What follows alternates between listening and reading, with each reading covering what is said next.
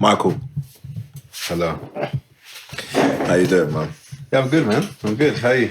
Yeah, I'm good, man. Long I'm time. good. Yeah, long time. Primary school days. Yeah.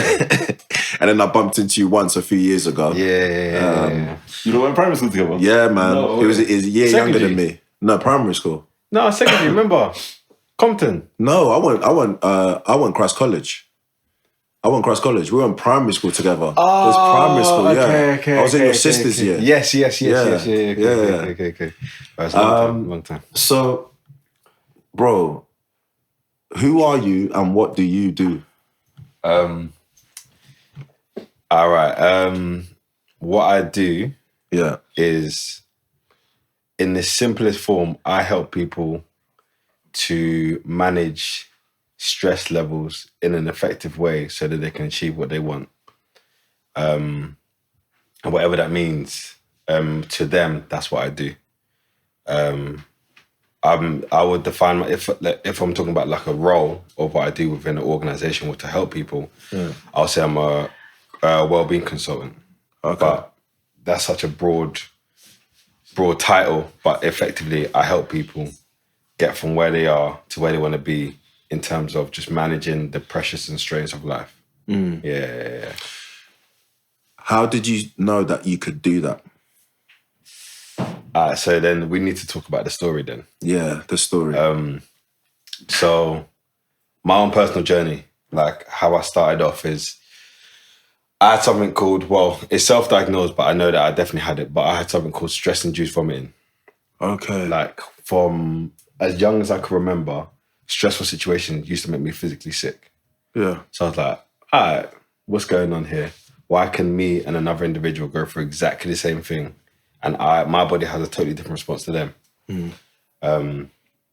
Like, for example, there was like a school dance. My anxiety levels and was going all around the place. And I remember being at the dance, looking into a girl's eyes while I'm dancing with her. Then I had to run to the toilet and be sick just because my body was like, whoa. So I was like, okay, why am I experiencing this? And then other areas of my life, other things in my life happened, which gave me time to sit down and really think about, okay, who am I? Why is my body going through this? And what can I do to prevent it? And then that took me down the journey of finding out ways of how we can manage our own state from a physiological standpoint so that we can be the people we want to be and then we can deliver the results we want to deliver. So yeah. Right. Yeah. So then once you found that for yourself first. Yeah. Why did you decide and how did you decide to include others? So I was thinking about careers. I was thinking about what I want to do with my life. My parents kind of the typical African thing, push you into becoming an accountant or becoming this or becoming that. Yeah. So then I started off by going to uni and doing that. But it wasn't for me. I can't sit in an office. I can't type at a desk. I can't sit there doing normal 9 to 5. I have to interact with people. So I started off by becoming a personal trainer. Just because I was good with people and I've done the course. And what I realized is that the actual personal training element wasn't the fun bit for me. It was the getting to know people, finding out about them, finding out about how to switch them on and how to switch them off and that sort of thing. So then I'm veered more into the mental side of things. Because I think everything starts off in the mind. And mind, body and soul. Yeah. And then from that point onwards, you can influence your reality. So if you can make it true in your mind, first of all, then you can bring it to reality. Yeah. So that was my kind of process in terms of getting to where I am now. So something I've seen on like socials and that is that you go into like corporate spaces and you like run what looks like away days for teams and businesses, their employees and stuff. How did you come to start doing that for these corporate? So with my personal training, obviously you get to be around and connected with a certain group of a kind of caliber of people, whether they are senior in their position or they are, or they own their own business. And then from that, building that relationship and then building on my skill set that kind of opened the door to say, okay, cool, why don't you do this for me and my company, where we go away with you for a couple of hours and deliver this style of thing. And then that intensity of being with a group of people and working with them for a period of time, like, I really enjoyed that because I'm very analytical. I try to think, okay, like, what's the story that he's telling himself? What's the story that she's telling herself? And how can we change those stories or plant a seed so that the story can now change, or we can turn a page and write a new page after that? So, yeah, because I think everyone's telling themselves, or we all have a story of who we are in our mind, and that story is dictating how we show up in the world. And if we can look at the story that we tell ourselves, and then we can either identify or disassociate with it, then we have the ability to write our own story or change our own narrative. It's interesting because the clips I've seen, you're sometimes speaking in front of like maybe 50 to 100 people. And obviously the thing that you did to sort out your vomiting worked, because you would think that that's where you would vomit, right? That would be the key scenario when I would do that. Yeah, exactly. Yeah. So yeah, it's interesting. So would you, if someone called you a mindfulness coach, would that be accurate as well? It would be accurate, yeah. I mean, to me, the ability to be mindful is the ability to focus your attention on a specific thing for a prolonged period of time. Yeah. So let's say, for example, me and you are here, we're talking. My mind is not thinking about things that happened yesterday. My mind is not thinking about things that are going to happen tomorrow or even in 5 minutes. My mind's in the here and now. That, to me, is mindfulness. Wow. When you're here in the moment and you can be present. If your mind's jumping from A to Z, if you have the ability to change where your mind focus is to where you want it to be, that is what's being mindful. So it doesn't have to be you sitting in a room singing Kumbaya. It could be you watching TV, you having a conversation, you cooking, whatever it is you want to do. You can make anything a mindful activity. It's like controlling your own mind. Yeah. Like having discipline over your own mind. I heard a quote about Michael Jordan, like someone saying that the thing that made him, because like he could, you know, he had 2 arms, 2 legs like everyone else. He could run, you know, he wasn't the fastest, he wasn't the tallest, but the thing that made him different was that he was present. He had this unbelievable ability to be where he was mentally and only there, without thinking about yesterday or the next day. Yeah. So yeah, you've got something there touching on that. Thank you. So what are you up to at the moment then? So now I am, in fact, I'm in transition, looking for another organization to kind of dig my nails into. Yeah. I feel like I've played my part within the past organization I was working with. I've been there for 2 years. I've now built people to a place where I'm like, okay, I'm happy to leave it now and start a new challenge. So yeah, I'm in the point of transitioning to find my next venture, let's say. Yeah. But yeah. What's like your morning routine? Like so waking up and then go from there. Okay. First of all, no, sorry, my bad. First of all, how do you go to sleep? Because me, with all the work and everything, I can't sleep to silence. I have to get into bed, lights off, put on Family Guy. It has to be something like Family Guy or Love Island. Something that's like brainless. Something that allows my brain to switch off. Yeah. And then as I start drifting off, I turn the TV off and then I can sleep. Okay. If I went into a room and it was just silence and darkness, I just work. I just be working. Yeah. So how do you go to bed? My one, so I've adapted it over the years. Before I used to have to watch something. Now there's certain soundscapes I listen to. So, okay, me, bed, pray, then music comes on. And music is lyricless music. And then that has the ability to occupy my mind enough, but not too much that I'm keeping it awake. Right. And then I can fall asleep. Right. I can't, because I have a Whoop band which tracks my sleep. Right. So I can see the data to say, when I do that pattern of sequence of events, my sleep quality is greatly increased. Right. So I know that, okay, fine.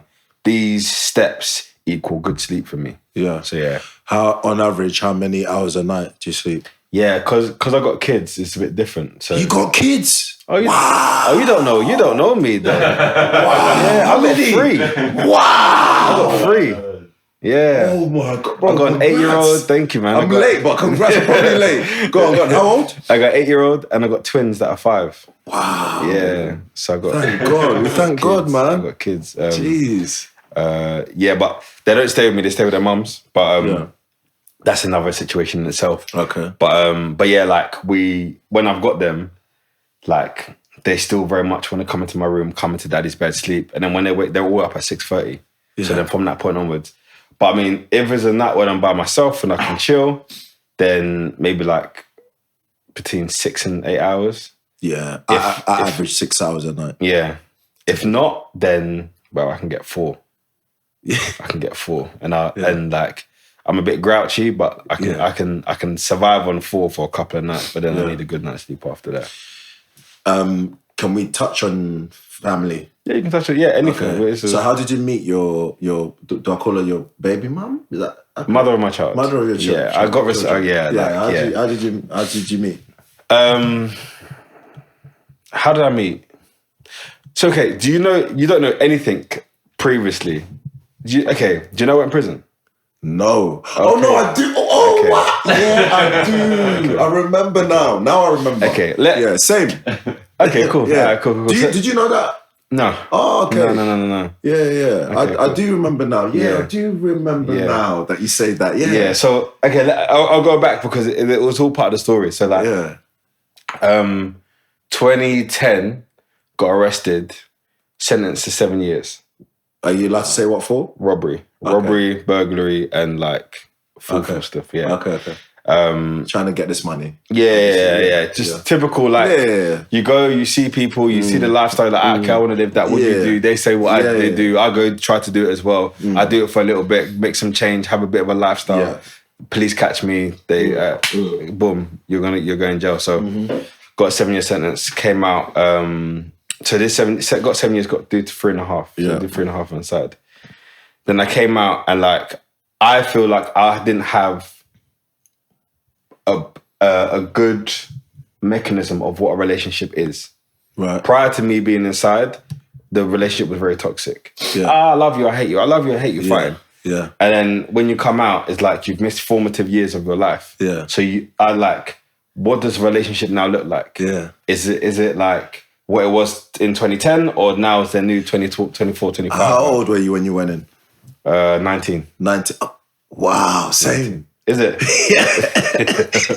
Yeah. 19 came out 24. Yeah, I came out 22. Okay. I did 2.5. Okay. Cool, yeah, cool. That's mad. Yeah, go on. Yeah, so then, during that time, I was like, okay, what does relationship now look like? And then because you don't really know, you end up hurting a lot of people because you're in a vibe where, okay, you don't really know what's going on. You're trying to, and effectively you're using people to find out what's going on.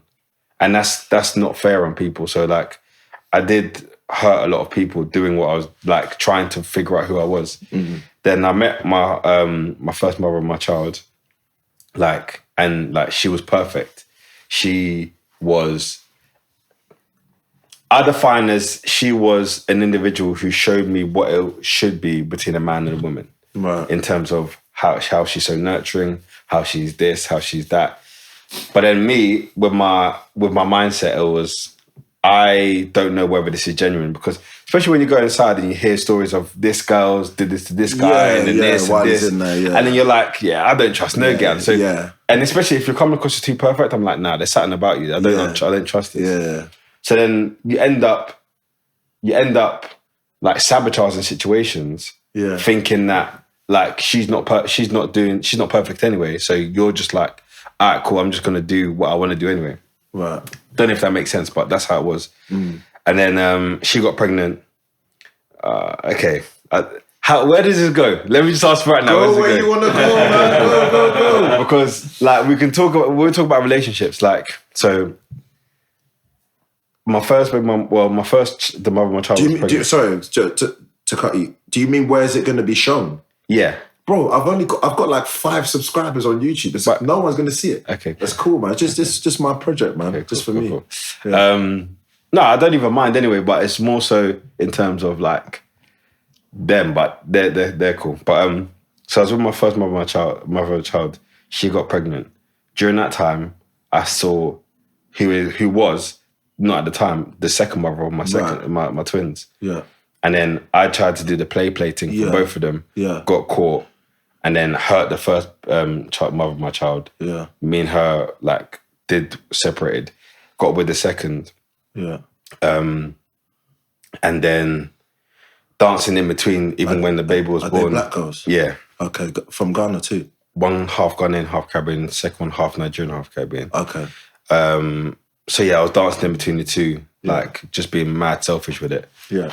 And then yeah, like I think when I've had my first my first son, that's when my like maturity levels really, really grew and like developed in terms of what kind of man I want to be, what kind of responsibilities now that I have in the world. Now I've got kids and I've got like responsibilities. So I was like, all right, I need to change elements of myself. I need to become more of a comprehensive man, I would say. And that was a part of the journey in terms of developing myself from a character and value standpoint, so that I don't fall into negative ways of thinking or being or being in the world. So yeah. So, what does the future of what you do look like? Like, what's your ideal place that you're trying to get to with it?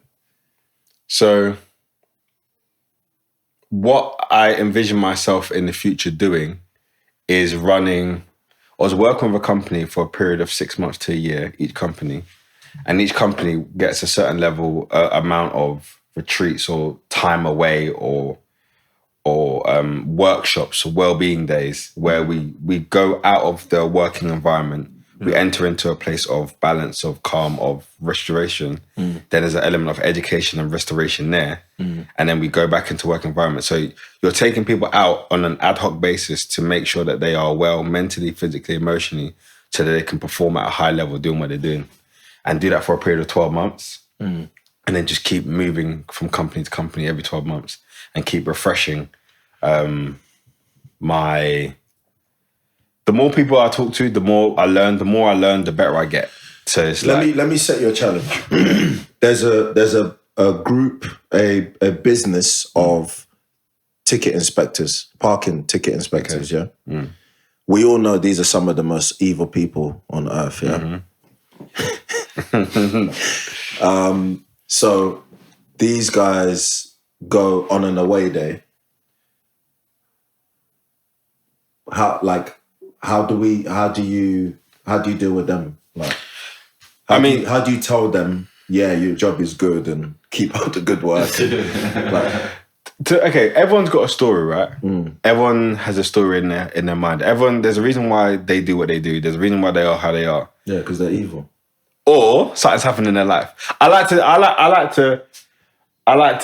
think this is part of my role just in terms of how I analyze people. I like to think that there's no one everyone is a representation of who they've been in the past or what they've experienced in the past. So if they're evil, it's because they've experienced some sort of heartache or whatever in their life, which has shut down their emotions, where they don't even care about human contact or emotions anymore. So my thing is, okay, who are you? Who are you? And who you were is going to tell me who you are now. Now, from me understanding who you are, I look to push certain buttons and plant certain seeds in your mind to change who you're going to be in the future. Right. So let's say there's one a parking attendant. He's completely strict. He's hated in his area and no one likes him. Yeah.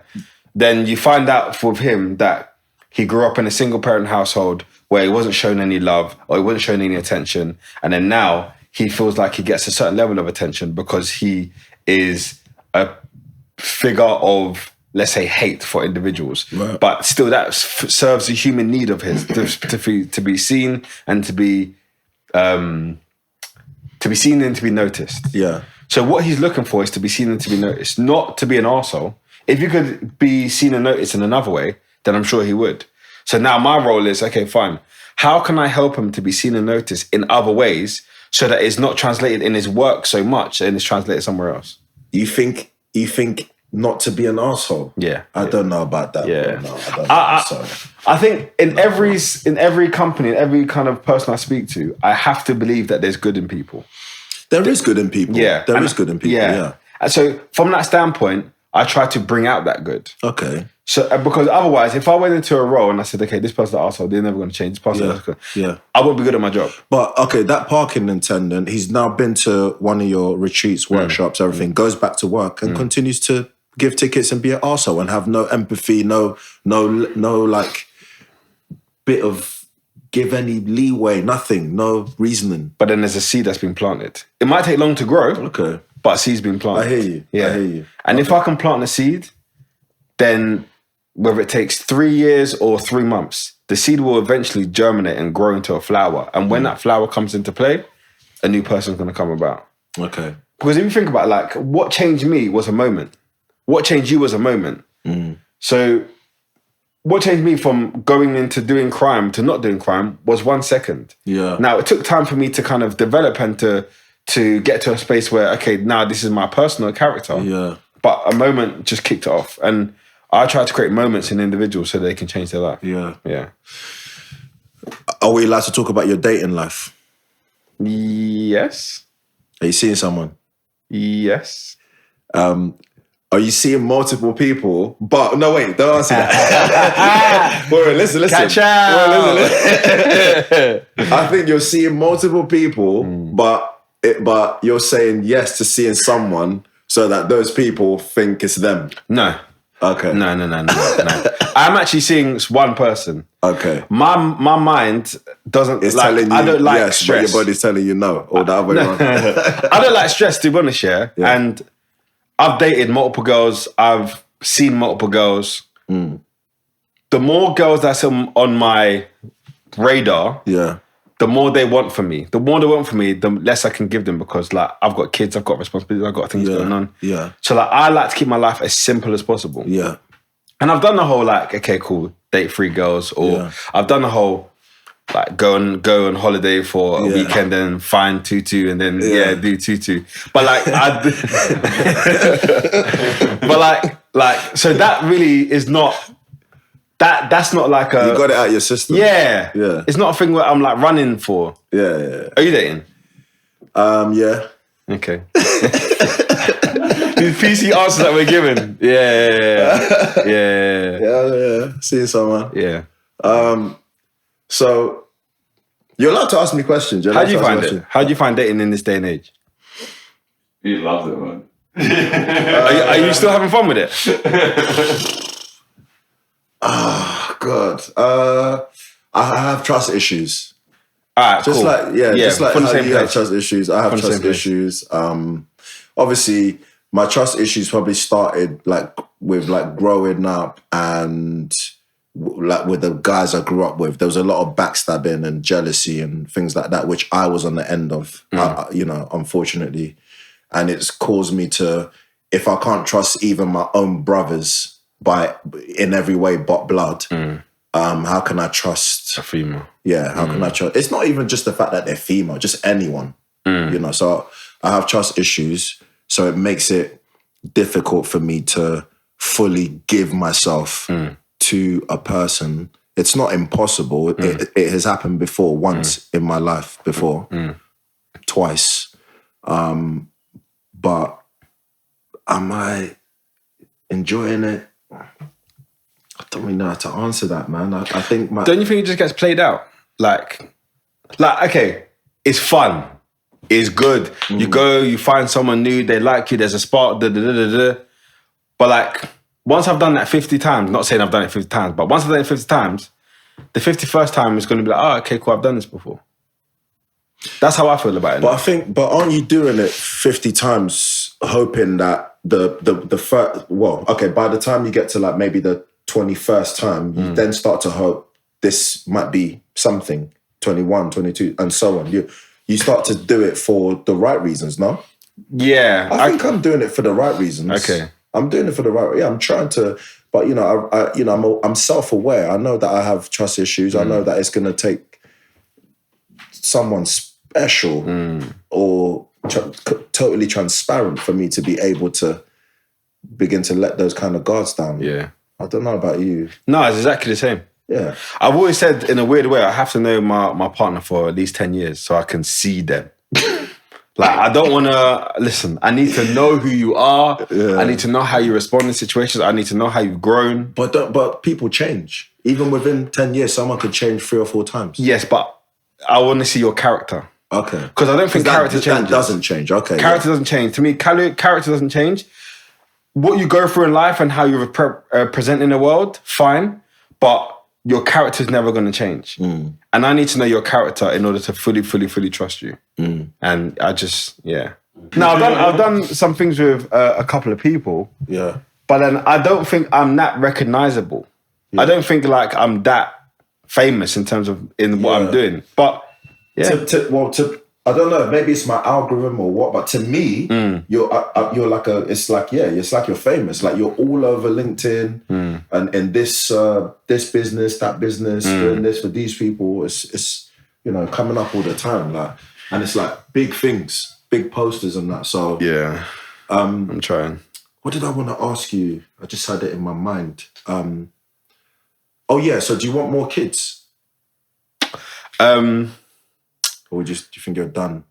So, when I broke up with my second baby mum, or second mother of my child, sorry, I planned and I booked a vasectomy. I said, I'm not going to have it anymore. Like, I'm done. Reason being is like 3 children, that's a big responsibility in itself. And how I see kids are not a thing that a throwaway thing where you just have kids. Of course not. To me, like, you have to make sure that they're good from the age 0 to the age 18. Then they're going to look after themselves. Or maybe you're going to look after them after that as well. Yeah. So it's like, for me to have 3 responsibilities like that, I take that very seriously. And I'm not just going to be like bringing more into the world if I don't feel like I'm financially and mentally prepared for it. But my mum said, chill. Like, you might find someone and, like, they might want to have another child. So I haven't had it. But, yeah, I mean, everything has to be right in order for me to go down that route and have more kids. And, yeah. So right now, we'll see. But, yeah. Okay. Yeah. We obviously can't skip. We can't talk about what you do as a mindfulness coach without touching on mental health, especially mental health in the Black community. Yeah. What are your thoughts on that? I think it's a generational thing. So, like, if we look at the older generation, like, for example, my father's generation, when it comes to mental health, it was very much a sweep under the rug thing. We're not talking about it. Yeah. Everyone's going to suffer in silence. Or if anything, we'll go to church and we'll pray about it. Yeah. But now it's like, okay, there's an understanding. And also, I think us as Black people, we have more resources where we can... More resources, number one. And, like, we have come out of that sense of survival mode, number 2, where we can start to think, okay, how can I better my life? Rather than, how can I just make ends meet? How can I make ends meet? And now we're going into a place of, okay, fine, how do we start to thrive in our life rather than just survive? Yeah. We're starting to look at things, how we can optimize our life, mental health and these sorts of things. So I think it's a very new thing that's coming into our society, into the Black community. But I think it's very much needed. Having a sense of awareness of your mind, how your mind is affecting your world, and what you can do to influence your mind to affect your world in a different way. Yeah.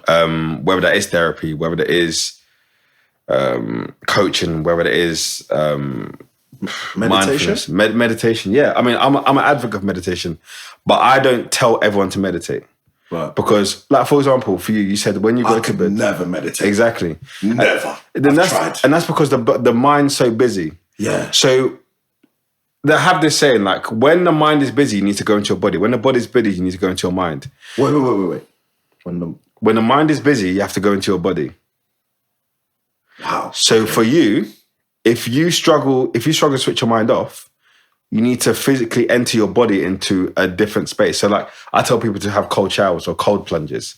If your mind is overactive, if you go into the cold, your mind can't now work in that same way because your body is now screaming, like we're in a situation, or working out, physically working out. Something where your body is now drowning out the constant noise of mind.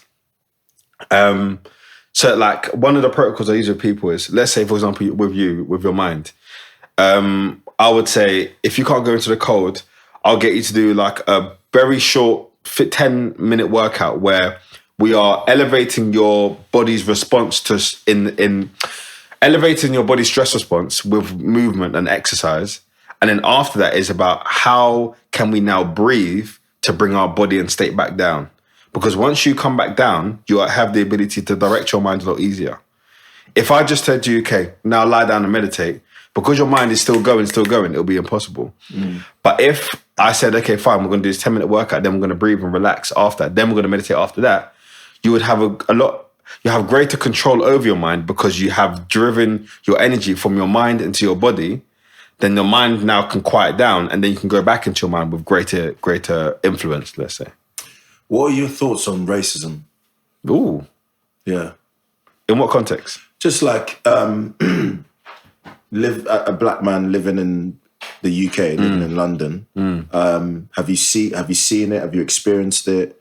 What do you think about it? Do you think it doesn't exist anymore? Oh, no. You know, It 100% it exists. It's more of like a subtle undertone now, I feel, within our current society. And it's funny because some of the work I've done is within DEI, which is diversity, equity, and inclusion. Right. So in companies, they have like whole teams that help to make sure that things are diverse and inclusive. Yeah. And like some of the things that you hear where people just say things off the cuff, not thinking that they're saying anything wrong, but it's like their true feelings are rooted in racism. Right. So it's definitely there. It's definitely ever present. And if I speak about for myself, like I've experienced it in terms of, number one, me going into a company or organization, we're looking how I look with my locks and my hair and like my, let's say, quite urban look. They're like, no, I don't, not you. Because there'll be somebody else that sit next to me who won't have the same qualification or won't have the same level of experience or same level of like expertise that I have. Yeah. But because they fit the image of what they want someone to look, Yeah. okay, cool, yeah, you can come.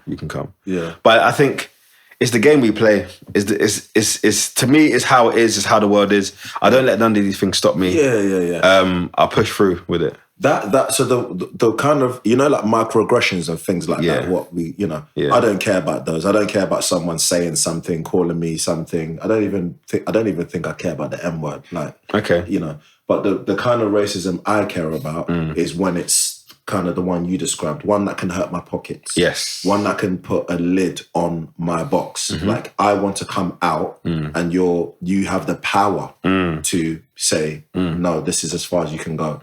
That to me is where it matters. Yeah, because therefore it becomes an issue in terms of helping us, people like us, climb that ladder so that we can bring people up with us. Because I'm an advocate of, once you get to where you want to get to, you need to look down and try to pull people up with you. Yeah. Competent people up with you and say like, okay, fine, now we're going to build something. And then they pull up 3 people. Then they pull up 3 people. And if everyone keeps doing that, then we're going to create our own thing. Yeah. And I feel like there's some people that want to stop that elevation to that level so that they can pull their own people up. It's just like nepotism. I'm going to choose who I like to choose and so on and so forth. But so what's your thought on DEI? Do you think it's a positive thing or do you think it's negative? Do you know what it is, yeah? That's a good question. Do you know what it is? There's some positives to DEI, but there's some real negatives. There's some real negatives. So that means that goes back to the start of the question. Yeah, okay.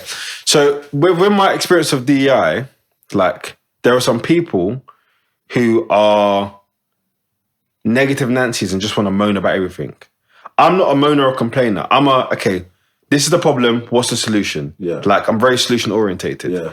But some people, especially within the space, they're glorified moaners. Yeah. And they just want to moan and complain about all of the things that's happened to them and why they haven't been given opportunities. Victimization, exactly.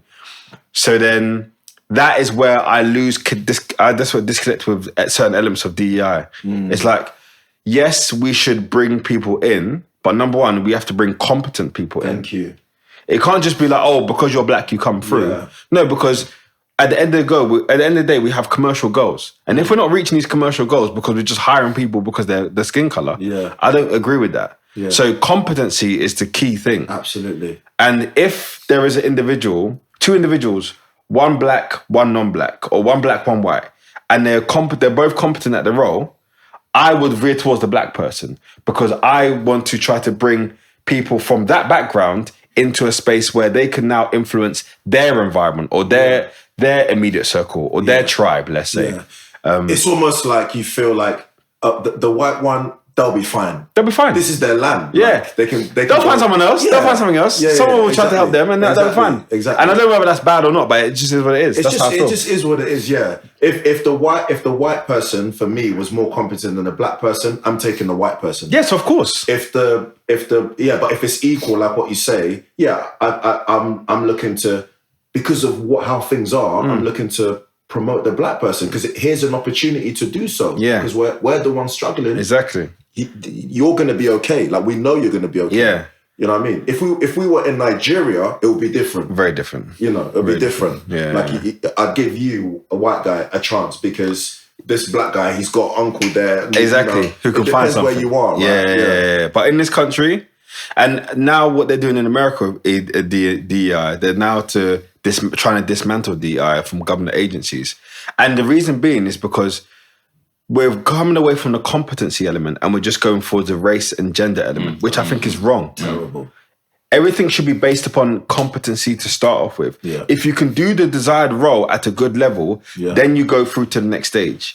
Then we choose who we can choose from this standpoint, and then we look at DEI. DEI is meant to be, for me, you know, like, we all know historically, it's like, as a black person, you got to work twice as hard. Yeah.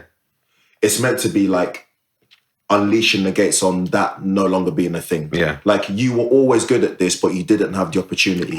Now you do. Exactly. Now thrive. Yeah. Yeah. That's what it's meant to be. Not, let's come bring Brenda, Ramon, this one. They can't do it. Just from the street. Joe, do you want to work here? Okay, we're going to give you £750,000 a year for you to do something really important, but we can't trust your competency levels. Yeah. And then all of a sudden, the company starts having issues because Ramon's not doing what he's supposed to be doing. And £5,000 went missing. That's what I'm saying. Then everyone's looking around and Ramon said, don't look at me, I'm going, nah. See that? But let's just say, like, we've come away from looking at the commercial element of organizations as well as DEI.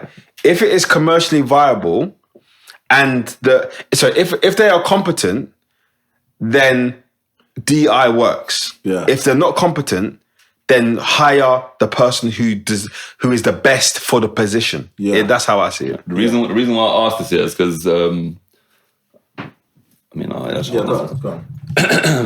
I'm very awkward when it comes to that sort of thing, because obviously I've got white skin. I wasn't born here. Where are you from? I'm from Kosovo, so Okay. I'm ethnic Albanian, survivor of genocide, grew up a Muslim.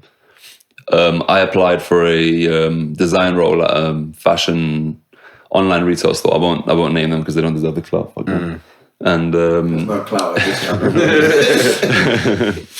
so what ended up happening was they called me in for an interview. They saw my name. I've got a very strange spelling name, so they thought, well, let's see where this guy's from. Went in there, and I know someone that works at the company. So that individual said, yeah, the DEI lot came through, and they said no. And They said no? Yeah. So you don't fit into any obvious minorities. You know, someone walks into the office. That's racism. You know what I mean? So someone walks into the office, they see you, they don't, you don't look brown enough to be a Muslim. You're not, obviously foreign. You look like you're one of the white guys. So we don't look diverse enough when we see you in the office. See, that's crazy. And then what ended up happening was, because if it was just a matter of, because I'm not someone who likes to be a victim. I hate that sort of shit. I'm a go-getter. This doesn't work out, I'll go to the next thing, whatever. Yeah. But then the proposed designs that I had done, so I had worked quite a while to get my designs to for them to see my designs. I worked very, very hard on that. It took me like 2 months to develop all of the templates and everything. They ended up using my fucking designs. Wow. You know what I mean? So That's a violation. they took my designs, But they gave the job to somebody else who fit into a particular DEI box. quota, yeah. Exactly. Yeah. And yeah, I think that it can help in certain aspects, but I think that when it comes to that sort of stuff, I think if you don't fit into those sort of boxes, regardless of how competent you are at that role, I think they kind of sort of focus on all the wrong things, and they needed my work anyways. So it's not like they found someone better to do the job. They still use my designs. Exactly your designs. But I didn't get any recognition or any payment for it. Now that's crazy. That's crazy. So it's just it's one of those things where I think that certain times people can be punished for certain things when you know what I mean. And the key thing is that they use your design. If they didn't use your design, then you'd be like, alright, cool. I would 100% say, I wasn't good enough. That's it. I need to work harder. But then the fact that they use your design means that you are good enough. But because you don't tick a certain box, or because you don't fit into a category which makes the company look a certain way. Oh, we're diverse. We hire people from everywhere. Yeah. Look at this. We've just hired a new black guy. Like, he's a token black. Hire me. I've always said this to me. Yeah, I want you to hire me because of my skill set and not my skin tone. Yeah. Like, don't look at me and be like, okay, cool, he's a black man, so let me look at him even more, or let me hire him even more. No. Yeah. Look at my credentials. Look at what I've done. Look at who I've worked with. Look at what I've worked in. Look at who I worked for. If you can look at that and say, okay, cool, we like you based on that, fine. I don't like... I'm not going to lie. I do like a bit of nepotism sometimes, but like, don't let nepotism be the only reason why you look to hire and progress people. Like, if you're going to use my work, but hire me to use my work. Don't use my, like in your situation. You know what I mean? Yeah, it's mad. So yeah, with DEI I think it needs to be reformed. In my eyes, it needs to be reformed, because it's not just, it's like what they do in DEI. They throw up crazy percentages. Oh, like I remember I was talking to the vice president in Morgan Stanley for DEI. And he said, oh, we have a goal. I don't know if I should say this online, but whatever. We have a goal to increase our senior leadership, women in senior leadership by a certain year, by a certain percentage. I said, okay, cool. How many women now are actually building up towards that? And he said, oh, we haven't got that many.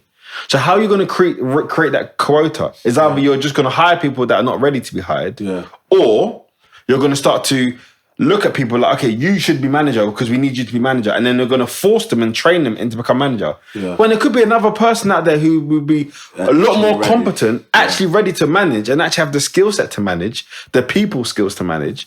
But because he doesn't fit into that quota, you're not going to allow him to progress. It doesn't make any sense. But yeah, I don't know. Okay, bringing the whole thing back full circle, just to come into the end now. What's your one message as a mindfulness coach, someone who helps people manage stress levels while they look to achieve, especially in this city, man, where it's like do or die? Yeah. What's the thing that you want to give to the world verbally on that final thing to tell us? So I think one of the biggest skills that I think everyone should be able to perform in life is the ability to drive your focus and attention to where you want it to be. If you have that skill, I think anyone can be successful. Because by you being able to drive your attention to where you want it to be rather than where you don't want it to be, you can now, number one, you can effectively relax when you need to. You can effectively work when you need to. You can push through and drive through hardships and become resilient when you need to. There's so many skills that you can have just by driving your focus to where you want it to be. And I feel like in this day and age, with our phones, with TVs, with everything that's going on, there's so many things that's trying to grab our attention. So if you have the ability to be disciplined enough in your mind to drive your attention from where you don't want it to be to where you do want it to be, intentionally and for a prolonged period of time, then you have the ability to be successful in whatever that you do. So that's the number one skill that I want everyone to try to learn and try to develop, to be able to drive your attention to where you want it to be rather than wherever the world wants to take. And then just very lastly, do you have any maybe one or two tips on how to do so? Yeah. So one of the key things that I do and I teach people is mindfulness and breath work. Right. So the reason why these things are good is because they are so mundane. And when they're mundane, the mind will try to find things to do. So there's been many times when I started meditation or breath work where the mind's thinking about what I'm going to have for dinner. Oh, I need to message this person. Oh, and then your mind will just try to create different scenarios and do different things. But if you have the ability to drive your mind to, no, I'm not going to focus on that. Right now I'm here. I'm thinking about how my clothes feel touching my skin. I'm thinking about how my bum feels on the sofa. I'm thinking about how it feels to breathe in and out. And also I'm thinking about how the pace of my breath and the cadence of my breath and so many different things that's happening in the here and now. The color of this light, the color of your shirt, the color of your shirt. Like you can be truly in the here and now and occupy your mind with it. And then you can start to turn down that voice of the mind where your mind wants to jump from A to Z back to A again. And you can be fully focused. Breathing has that ability to do that also, where if you breathe in a certain pace, let's say very simply, if you breathe into the count of 4 and breathe out to the count of 6, and just keep doing that for a period of 5-10 minutes, just set a time on your phone and do that, your mind's going to wander. Your mind's going to be like thinking about A to Z back to A again. So how long you can do that for is like, I call it like the gym of your mind. So just like you'll go to the gym, you'll do repetitions. The more you can bring your mind back to your breathing and how it feels to breathe and the sensations happening here and now, that's like 1 rep. So the more reps you can do, the stronger you get. And continue to do that over a long period of time, you would find that your mind can naturally gravitate to where you want it to be. And then you can, from that point onwards, you have the great ability to direct your mind. So yeah, breathing, breath work, meditation, mindfulness, and just allowing yourself to feel what's happening in the present moment. If you can do that without you have distractions, but without distractions taking over, then you're in a good place. I have one interesting fact to finish. Go.